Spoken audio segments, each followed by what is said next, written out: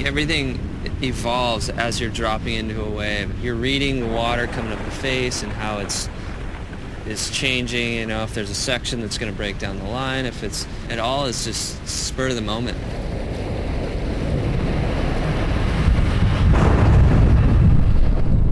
It's got to be one of the most amazing feelings out there as far as any sport, because to be able to control something that's not controllable, like riding a wild horse, because you're trying to tame the thing. It's got its own attitude, it's got its own power and life. Instead of seeing a continued curve for sort of exercise purposes for myself, I talk about seeing, just imagining it being a whole, you know, millions of flat surfaces that you're turning against.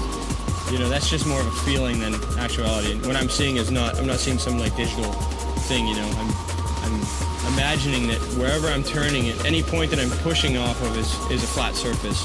And my board, you know, the flat spot on the bottom of my board is pushing against that flat surface. So my body needs to relate to that part of the wave on that angle, whichever angle it is. If it's, you know, in this angle, flat coming off the bottom, on a flat surface, up on the face of the wave, more in the hook of the wave, and my board is pushing, I'm constantly pushing my energy against that and letting it release forward.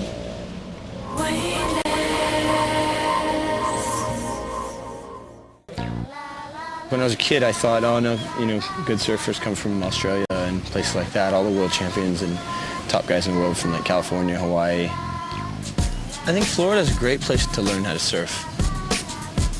It's small, the waves are slow, but they have interesting shapes to them. So learning how to tap into small waves and find every ounce, every shred of power that wave has is a better way to start. You get to learn the waves, learn how to read waves really well, because we have a lot of wind swells and you're always trying to find the shape and the power in the wave. You know, you're always trying to translate your body into being able to tap into that energy and find the source of power in those waves. When there's waves here, I enjoy riding them as much as anywhere.